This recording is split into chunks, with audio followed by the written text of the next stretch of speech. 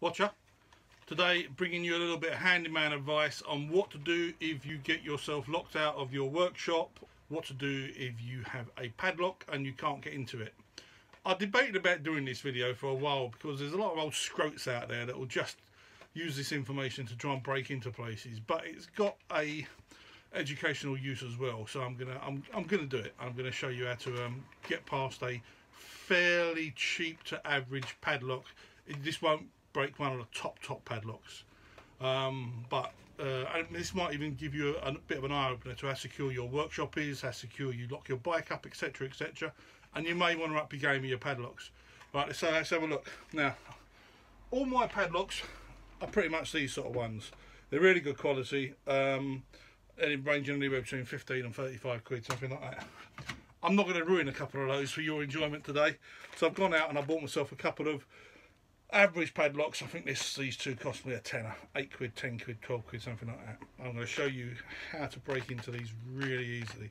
And we're not talking about bolt cutters, we're not talking about angle grinders, because those things can get through anything. Just using a couple of spanners.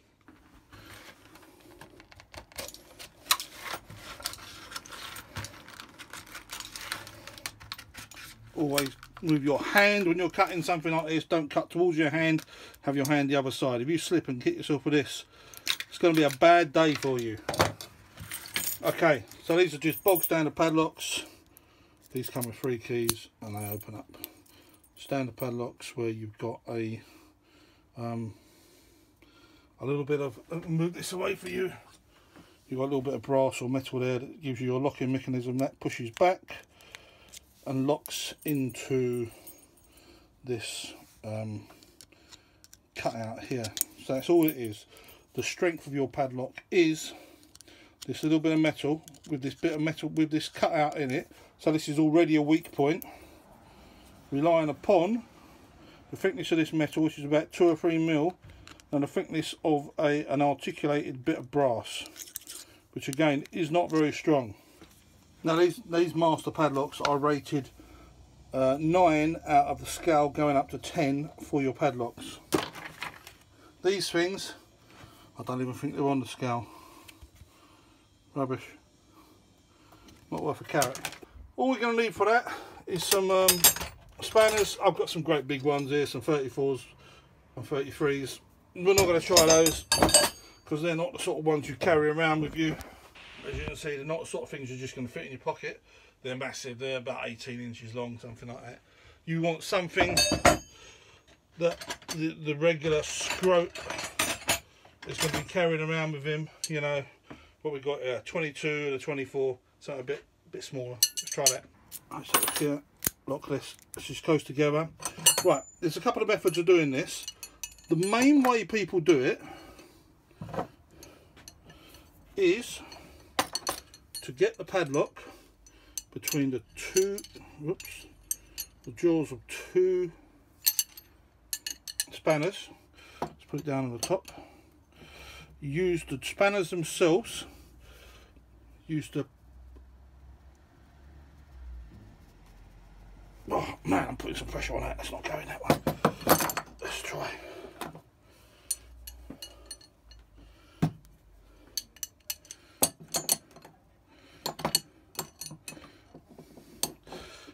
Now this one has its limitations. This one won't always work, especially on stronger padlocks. Let me put some goggles on.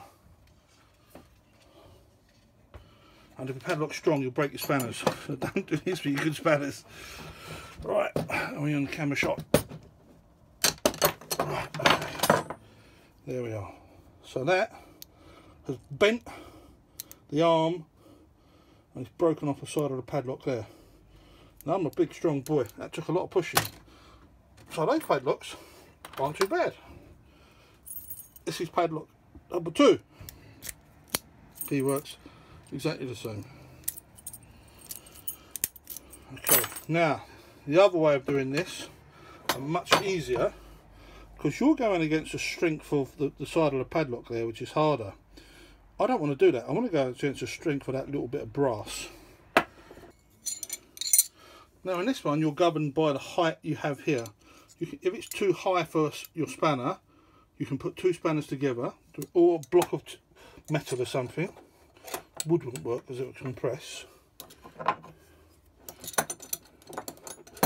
So you put 2 spanners together like this. Your 3rd spanner would go on top, and you push down. And that is a hell of a lot easier. And that's come out of there, but it's not come all the way. So now we've got a little bit more space, we can use the 2 spanners again, and a slightly bigger spanner this time. And there you go. Let's push it up. That is a lot easier to do. See, what's happened is it's broke the spring. There's my it's broke the spring in there, so that's completely broken. But because this is also the weak point here, opposite there, it's broke it there. Now, that's your 2 options. This one here, the beauty about this shape is you can't get spanners on opposite angles to do that. The only way you can do it is to come up here, but you need to put a block of metal in here. Say it'd have to be thinner than a file, but if you put something like a metal in there, then you could use this and you could go against it, but I'm still not so sure that would go. But anyway, I don't want to break this. This is my £20–30 ones. So I'm not going to break it for your viewing pleasure. Right, so there you go. 2 methods of breaking into your workshop or your van or whatever if you don't if you've lost your key. First method, put your spanners together, push against each other. Second method, this is much easier, put 1 spanner in the lock, put and push up and use the leverage. Thanks for joining me today. I hope that helps you out legally in some way in the future, and I hope that perhaps, as I said earlier, if your locks aren't that strong, then you might want to change them for a better lock if you can get into them as simply as that. You know, if you've got a workshop with 5 grand worth of tools in there,